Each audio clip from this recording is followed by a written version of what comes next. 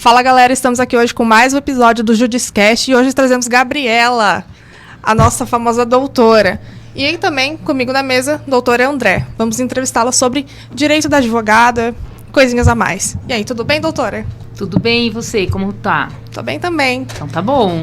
Eu gostaria hoje de que a senhora explanasse mais um pouquinho sobre o direito da advogada. É uma situação complexa, né? É muito difícil a carreira na advocacia? É complicada a carreira da mulher na advocacia, né? Eu tenho 20 e poucos anos de formada, estou há 25 anos tendo contato com a advocacia, porque comecei a estagiar muito cedo, né?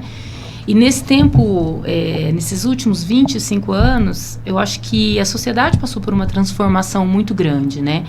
Uma transformação da maneira de encarar, da maneira das mulheres se portarem e sobre os direitos das mulheres. Então, nesses últimos anos, houve uma grande evolução nessa situação, né?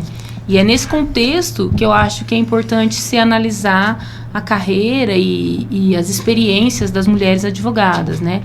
Porque eu acho que se colocar simplesmente na situação de igualdade, no sentido de que a mulher advogada não tem maiores dificuldades, não é a realidade. Nós encontramos maiores dificuldades, creio eu, no exercício da advocacia, ainda mais no caso como o meu, que eu atuo na advocacia criminal e que traz umas agruras um pouco mais... Agrava, né? Agravam tanto. Doutora, pegando um ponto constitucional, nosso princípio da isonomia, né?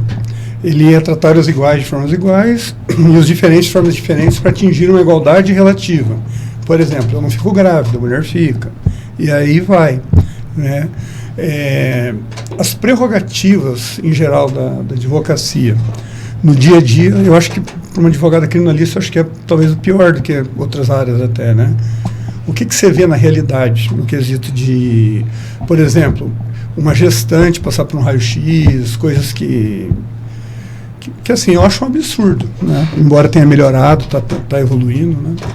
Então, é bem complicado essa situação, no momento específico em que a mulher está numa fase diferenciada da vida, que é a gravidez, né? Sim.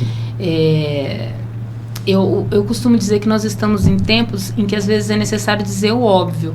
Não deveria ser necessário a gente dizer que uma mulher grávida precisa ter a sua prioridade respeitada. Mas nós passamos por situações muito complicadas. A minha experiência enquanto mulher advogada na área criminal e no período da minha gestação foi bem traumática. É mesmo? Mesmo que naquela época a gente já tivesse a vigência das modificações no Estatuto que foram feitas pela Lei Júlia Matos, que foram implementadas pela Lei Júlia Matos.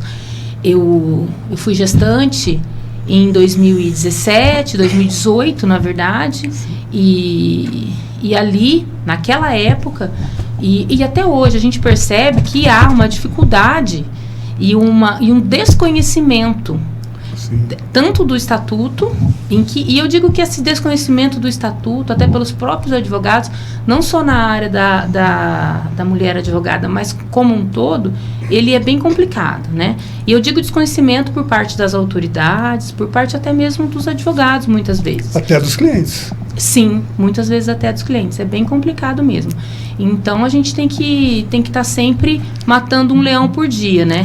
E é complicado, porque atualmente a gente tem a noção de que a mulher, ela faz parte do todo o corpo da advocacia, porque a última pesquisa da OAB falou que somos mais de 51%, maioria, né? E ainda tem que falar o óbvio, como a senhora disse, é muito constrangedor. Isso é muito constrangedor. Um outro ponto que a senhora falou, que foi gestante em 2018, Isso. Tinha acabado de sair a lei Isso. que a senhora mencionou. O que mudou? A senhora já tinha noção dessa lei? As pessoas gestantes ao seu redor tinham noção dessa lei? Não tinham, né? Olha, eu sempre tive uma atuação voltada e sempre tive uma postura em conhecer muito dos direitos dos advogados e em ter uma situação assim de intransigência na defesa das prerrogativas. Então, a gente está sempre atento a essa situação. Tanto na minha atuação, eu costumo ser assim, até porque eu acho que a minha atuação pauta a atuação de muitas pessoas. Mas, especificamente lá naquela época de 2018, eu não imaginava que o sistema tinha, eu digo o sistema judiciário, tinha tanto desconhecimento e despreparo para essas situações. Então, eu passei por situações humilhantes, né, por conta da minha gestação, né. Eu tive, no início da minha gestação, uma situação que eu precisei ficar 1 mês de repouso, e aí eu precisei de um adiamento, de uma sessão de tribunal do júri, e aonde muito complicado, um processo em que eu trabalhei por muitos anos e que calhou da sessão ser marcada naquele momento. Eu era a única procuradora e muito difícil, e eu não poderia subestabelecer o meu processo ali, né?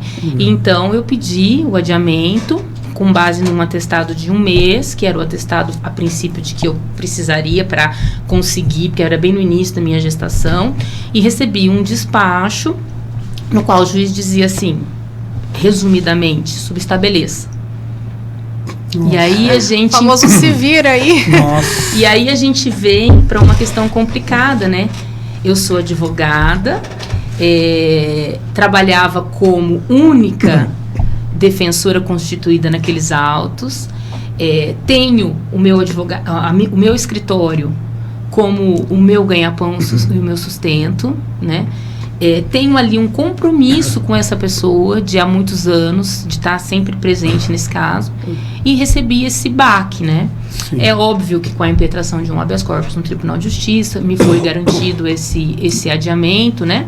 E foi garantido da seguinte maneira, enquanto perdurasse aquele atestado, obviamente, e um dia depois da finalização, a gente já teve a remarcação e o júri foi realizado.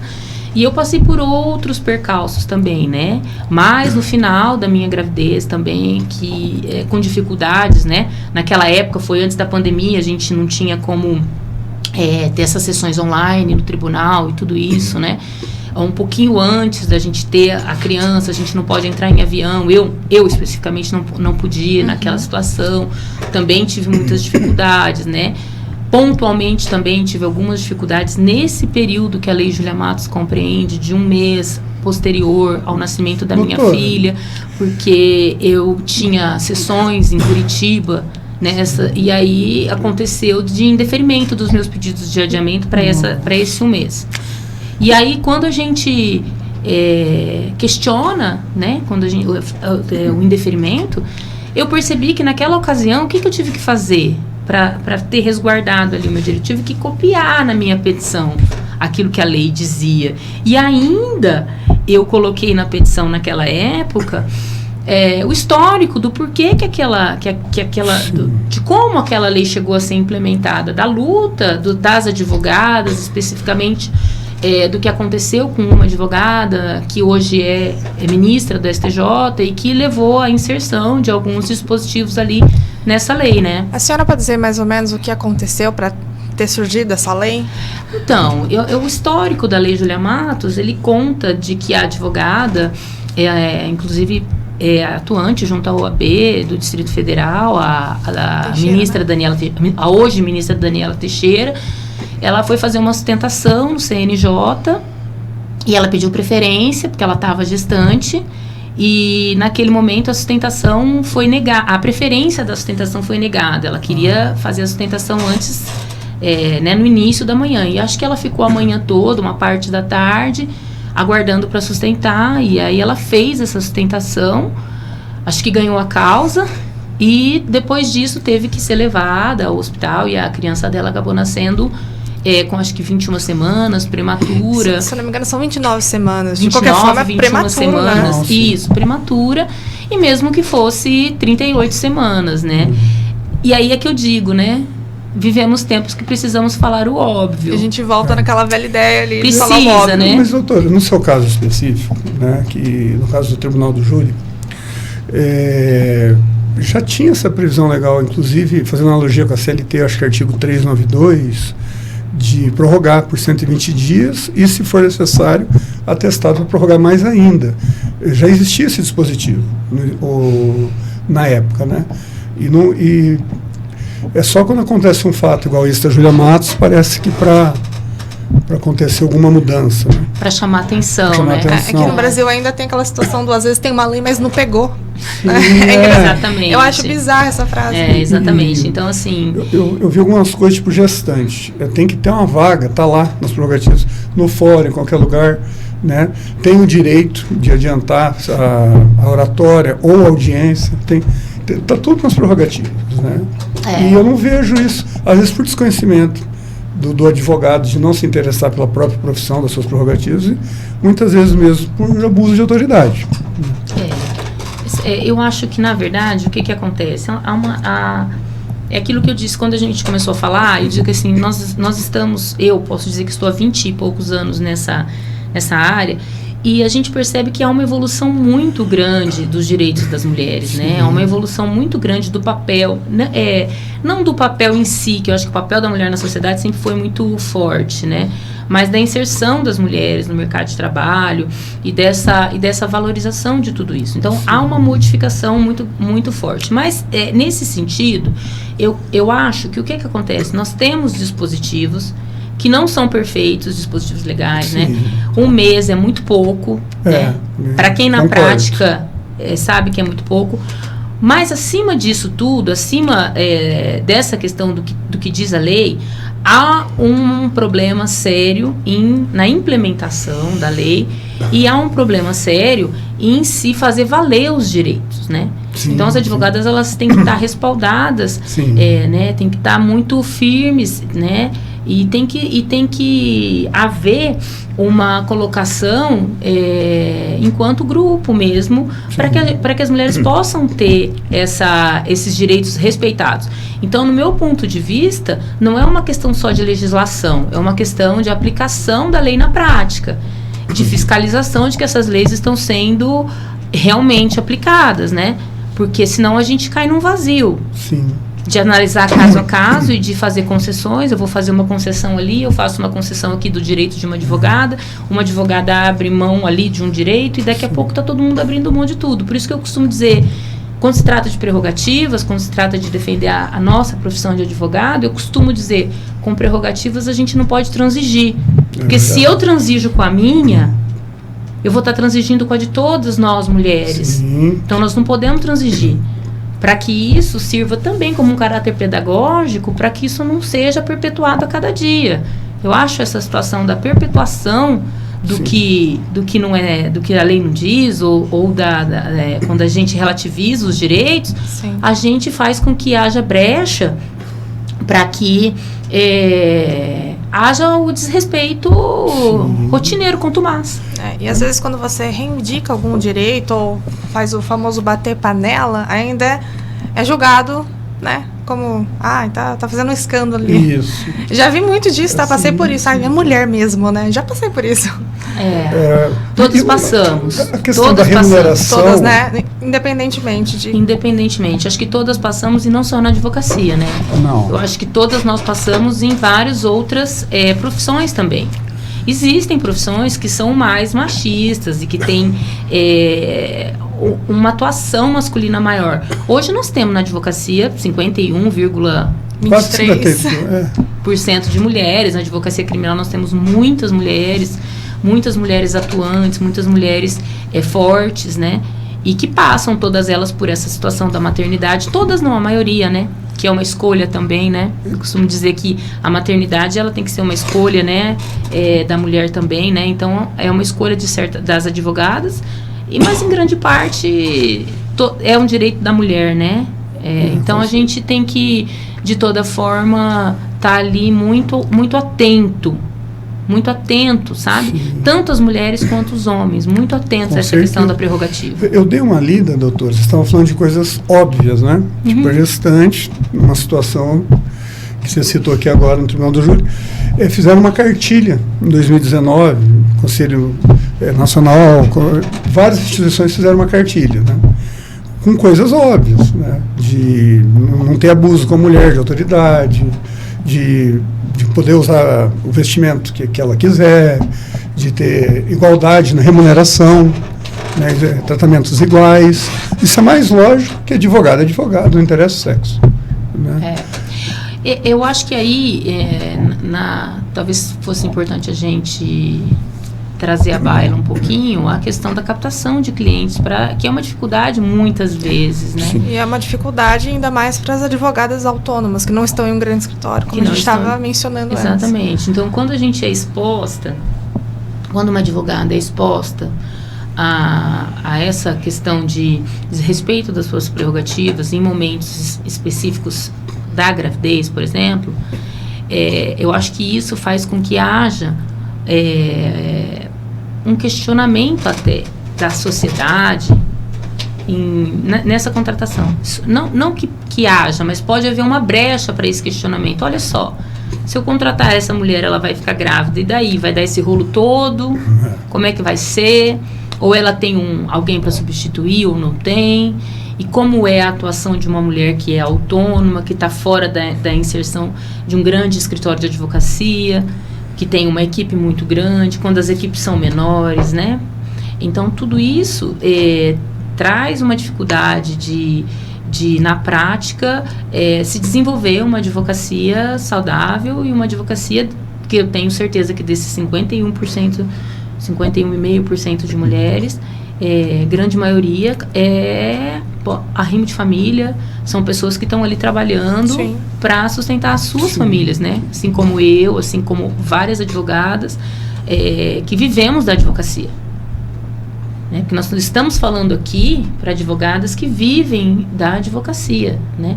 E que vivem de uma advocacia muitas vezes individual, solitária ou não, dentro de um escritório, mas que também nas mesmas, eu acho que das mesmas ponderações que fazemos com as outras profissões, até um pouco mais acentuado, sabe? Sim. Esse é o meu ponto de vista, né? Não sei como isso é encarado por tantas outras colegas, mas o que eu tenho notado é que há uma necessidade muito grande de união nesse sentido, de se fazer valer esses direitos, de a gente estar sempre junto para que isso possa, de uma forma geral, ser minimizado, né? Mais uma situação de vilipêndio da condição de mulher, né? Sim. Eu gostaria que a senhora falasse, se tiver, né, algum episódio que possa ser retratado aqui, de abuso que a senhora sofreu por exercer sua profissão, seja, sei lá, por algum juiz, alguma coisa, ou quando foi em algum presídio, algo assim. Olha, eu costumo dizer que eu tenho muita sorte. Eu tive poucos episódios, né, em que as minhas prerrogativas foram desrespeitadas mais explicitamente, porque implicitamente elas são desrespeitadas muito todos os dias. Constantemente. Eu nunca tive nenhum problema em presídios, eu nunca tive nenhum problema em penitenciárias, mas sem contar esses episódios que eu contei para vocês aqui da minha gravidez, mesmo fora da gravidez, eu em 2007, né, eu fui desagravada pela UAB, porque tive um desrespeito muito grande ao exercício da minha advocacia dentro de uma delegacia da Polícia Federal, né? Que é um ambiente completamente masculino, né?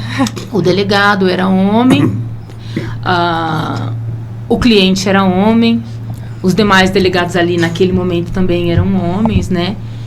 Analisando a situação depois que passa, porque a hora que a gente passa por tudo aquilo, muita coisa não vem à nossa mente, né? Mas eu tenho certeza que aquele volume de agressão para cima de mim, daquele cidadão delegado, foi muito pela minha condição de mulher, né? Aquele desmerecimento, aquela tentativa de impedir que eu exercesse a minha profissão ali, aquela tentativa de desqualificação da minha figura enquanto advogada para com o meu cliente no momento dentro de uma delegacia, parece surreal, parece, essa daí deve estar aumentando, mas não. Existe. Ficou tudo documentado, né? E eu fui desagravada pela ordem dos advogados do Brasil, pelo então presidente Elisandro Pelim, que me deu todo o suporte. Nosso grande amigo nosso, né? Isso. Então, nesse ano eu fui desagravada. Eu já solicitei um outro desagravo também. Foi em 2010? Essa situação foi em 2007, se eu não me engano. O Dr. Pelim, né, que eu gosto muito dele, foi presidente em 2010, né? Eu acho que 2007, eu não tenho Que certeza. ele me nomeou, que eu não lembro. Então então pode ser que o fato tenha acontecido antes, mas a efetivação do desagravo aconteceu depois, por conta até que há uma demora, há um delay, né? Sim. Mas eu também posso estar enganado também.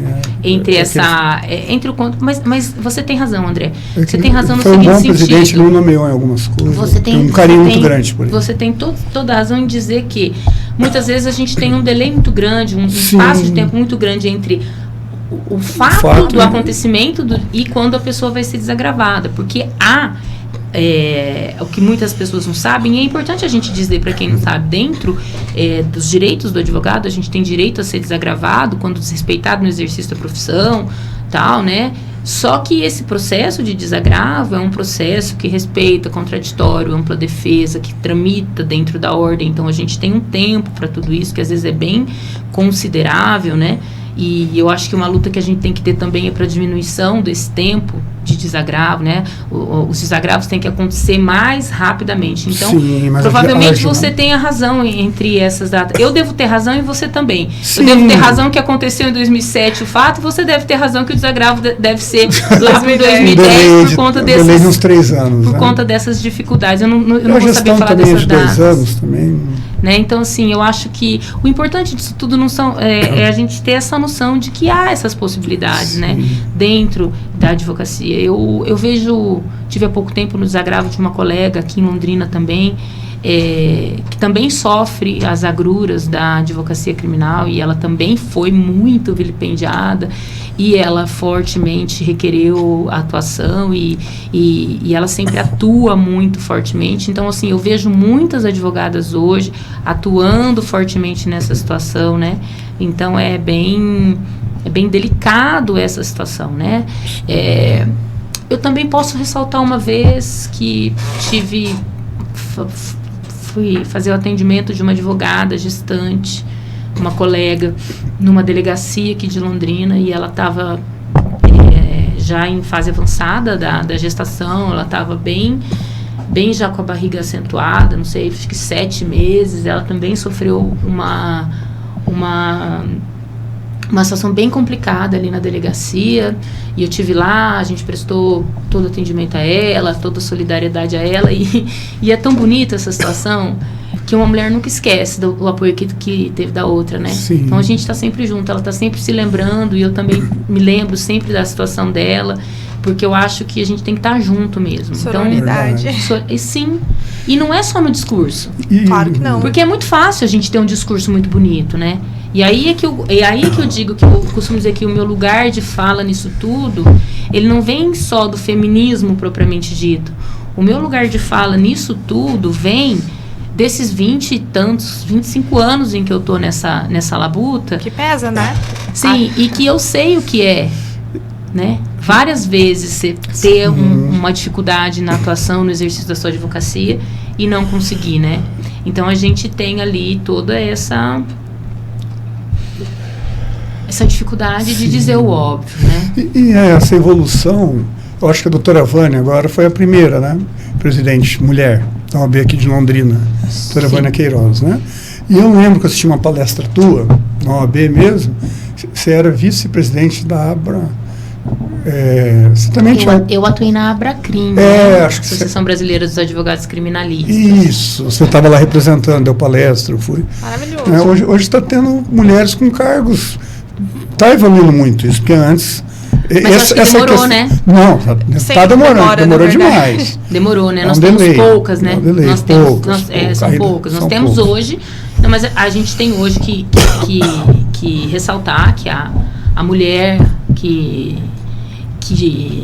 é a presidente da nossa OAB no Paraná a doutora Marilene Winter, é uma mulher. Sim. Nós temos que ressaltar a figura importantíssima da Patrícia Vanzolini, que é presidente da maior seccional do Brasil, que é a seccional de São Paulo. Uma mulher forte, uma mulher que faz valer os direitos dos advogados. Vejo ela andando o estado de São Paulo todo, não só fazendo os desagravos em si, mas dando apoio a vários advogados. Bacana, né? Hein? Nós temos que ter ideia, né, que nós temos, em que pese hoje só uma ministra no Supremo, porque isso foi foi uma pena que não tenha sido nomeada uma outra ministra para o cargo que já era de uma mulher, mas nós temos nomeada a ministra Daniela Teixeira, que além de mulher, ela é também uma representante forte da advocacia, né?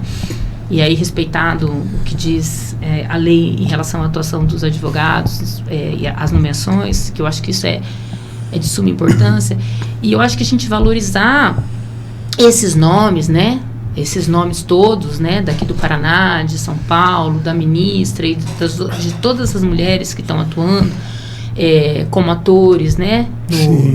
Do Poder Judiciário, as juízas, as promotoras e tudo isso, faz com que haja um empoderamento da mulher. Porque eu acho que o discurso, ele é muito válido e ele é necessário.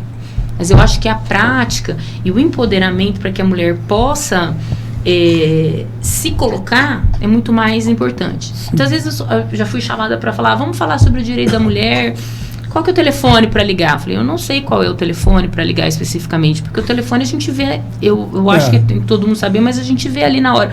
O mais importante é a mulher ela ter subsídio para ela conseguir tomar a decisão de ter o seu direito como advogada respeitado, ter o seu direito como mulher respeitada, como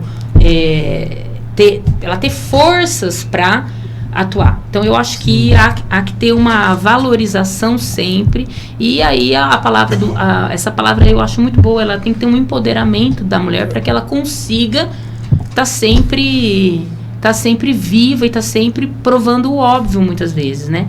E eu digo assim, eu sou advogada criminalista. Quando perguntam, o que você quer que coloque? Como é que você quer que eu te anuncie em tal lugar? Às vezes a gente vai falar em alguns lugares e fala, não, eu sou a Gabriela advogada. O resto não, porque é o que eu me sinto, eu sou advogada.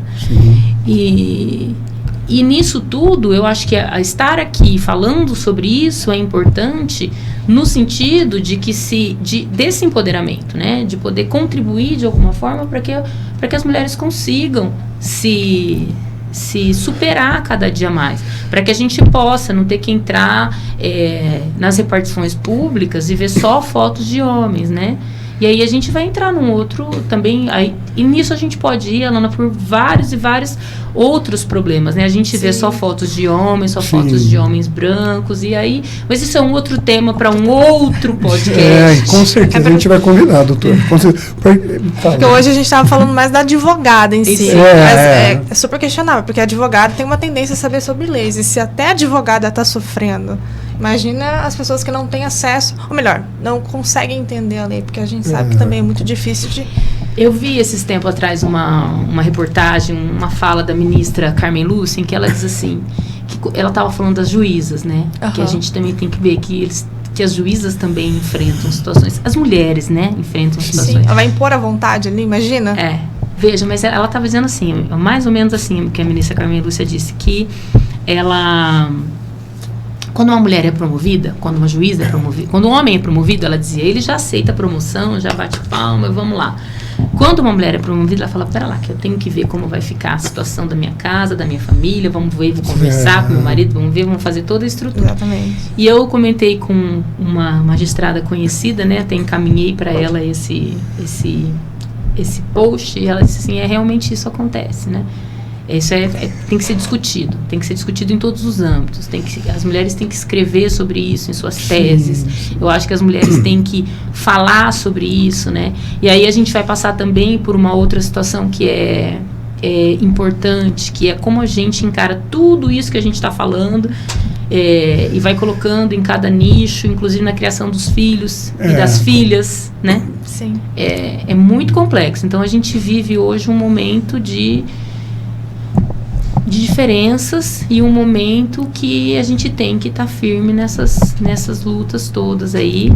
Lógico, cada um respeitando o outro e todas as pessoas, mas os advogados e as advogadas têm que estar sempre atentas a essa situação prática, né? Exato. Muito importante uma isso. Consciência geral, na verdade.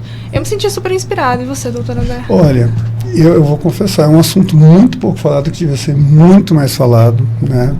É um assunto de extrema importância. Por exemplo, o advogado, como a doutora Alana trouxe, né? A doutora Gabriela. tem dificuldade das prerrogativas praticamente você precisa de uma outra, bom, assim, você advogou com uma outra advogada, né, em questão de PED, processo de disciplinar, você é criminalista e ao mesmo tempo você é obrigado a saber suas prerrogativas, né? Eu acho que isso é inerente não só à advocacia. A advocacia criminal é inerente à advocacia, né? Talvez a advocacia criminal a gente esteja mais exposta a isso, não, né? Eu digo assim, no sentido de repente vai surgir uma especialidade de eu sou advogado de prerrogativas, só para advogar para outros advogados. Né? Porque é uma matéria tão ampla e pouco respeitada e tão pouco falada, né? Que eu acho que se tivesse mais importância, com certeza ia ter menos problema, como a gente vem tendo menos problema, né? Vem evoluindo, mas como você disse, a passos de tartaruga. Eu acho que a gente tem sempre que estar atento, né? O importante é estar atento, o importante é estar conversando sobre isso, sempre. O importante é as mulheres estarem unidas, é importante... Inclusive, estou aprendendo hoje.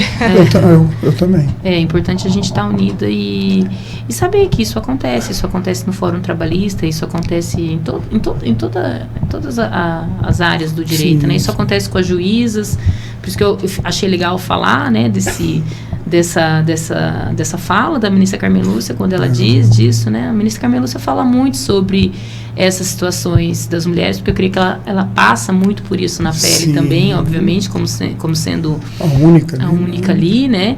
E uma coisa que eu acho legal também, legal não, acho legal ressaltar, mas acho muito triste, é que a palavra da mulher, ela é muito mais cortada, né? Ela é muito mais interrompida do que a palavra do homem, né? Tem toda aquelas... E aí, se eu fosse contar várias vezes em que a gente tem, às vezes, a palavra cortada, ou que a gente recebe uma ordem sempre na vertical, né? Vem lá de cima, assim, achando assim, não, você tem que obedecer, né? E aí, quando a mulher fala assim, não, eu não vou obedecer, nossa, mas eu já escutei várias vezes isso, nossa, mas essa daí, ela mas, poxa, você perguntou pra mim antes, agora eu tenho que obedecer, tô dizendo na profissão, em tudo, e aí você é tida como... E é engraçado, porque os advogados, homens aí já no caso, eles têm pavor, inclusive na justiça da violência doméstica, eles têm pavor de juíza e promotora. Né? Isso eu já não sabia. Foi, a juíza vai se compadecer com a situação da vítima. Então, os homens, advogados criminalistas, têm a preferência de ser, que já é um desrespeito prerrogativo, né? Já não está respeitando a isonomia. Tem a preferência de um juiz, um promotor homem ali na vara de violência doméstica. Já é um desrespeito, eu acho. Veja, eu acho que a valorização da mulher advogada, ela passa por toda essa consciência de tudo isso que a gente falou, né? Eu acho que quando a gente fala de advocacia, quando a gente fala de mulher advogada, a gente tem que estar sempre atento, assim como quando a gente fala da atuação das mulheres em qualquer âmbito, né? Então, é mais ou menos por aí. E o que eu gosto sempre de dizer a gente tem que estar unidas, né? Sim. As mulheres têm que estar unidas, as advogadas têm que estar unidas, e eu me coloco sempre à disposição das colegas. Olha, gente, vamos conversar, vamos discutir, me conta o que você passou, porque às vezes você me contando, isso pode de alguma forma me inspirar, ou eu te contando pode te inspirar. Então eu acho que essa troca entre as mulheres, né, é muito importante. Agora uma pergunta para encerrar. Sim. O que a senhora diria para as estudantes de direito que querem entrar na área do crime, digamos assim? Eu acho que a gente precisa se preparar. Muito. Tem que estudar, tem que se preparar. A advocacia não é uma profissão de covardes, né? É uma profissão de pessoas corajosas, já dizia lá Sobral Pinto, né? Sim. E eu acho que a advocacia nunca pode se curvar, né? A gente não pode ter medo da impopularidade, né? A gente não pode ter medo de ficar mal visto. Sim. Ou não pode ter medo de que os colegas que os colegas nos julguem. Sim. E para isso a gente tem que estar preparado tecnicamente, né? Então eu acho que a gente ter uma advocacia forte, combativa, não transigir com as prerrogativas, isso não significa que a gente vai estar sendo grosseiro, mal educado, ou perdendo a educação, ou passando do limite. Não. Acho que quando a gente é técnico, a gente vai na técnica, entregar um trabalho certo, justo para o nosso cliente. E é daí que é o cerne da questão, né? Tem que estar preparada tecnicamente, tem que ter coragem, né? Um pouco de terapia ajuda também. Toda semana, de preferência. Toda semana, de preferência. Boa. Na minha terapeuta vai ficar feliz que eu falei dela hoje aqui. Eu vou agradecer muito, viu, doutora? A gente foi contemporâneo de UEL, né? Salas ao lado. Olha só, legal. É. Então, muito obrigada pela presença. Foi Obrigada a completamente vocês. informal aqui hoje, mas eu me senti em casa com a doutora Eu também. Gabriela. De verdade, eu me Obrigada, senti viu, inspirada, gente? porque é muito bom ver uma mulher, né, com tantos anos de carreira Eu na fiquei a advocacia. minoria aqui hoje, finalmente. Que bom, né? Estou representando os 51%. Que bom, que bom. Tá bom. Eu agradeço a poder falar sobre aquilo que eu gosto, sobre a minha vida, porque a minha vida, o meu dia a dia é esse, né? Sim. Então, para mim é muito gratificante. Né? Eu tenho muito amor à minha profissão, tenho muito amor às minhas colegas e aos meus colegas, então eu fico muito feliz em poder falar. Eu espero que isso possa reverberar de alguma forma positiva, né? Sim. Eu espero que a minha experiência possa ajudar algumas pessoas, né? E que eu possa também aprender, tanto com vocês, quanto com as outras pessoas que queiram me mostrar um outro lado daquilo que eu estou falando hoje. Então, eu acho muito importante a gente estar aberto sempre a poder ouvir, né? Sim. E a poder falar também, né? E esse canal de podcast denominado Jutscast, né? Quem gostou, e para reverberar, né? Mais todos os assuntos, né? Vamos curtir quem gostou, né? Quer seguir. Deixe seu like, se inscreva no canal e bora lá. Obrigado, gente.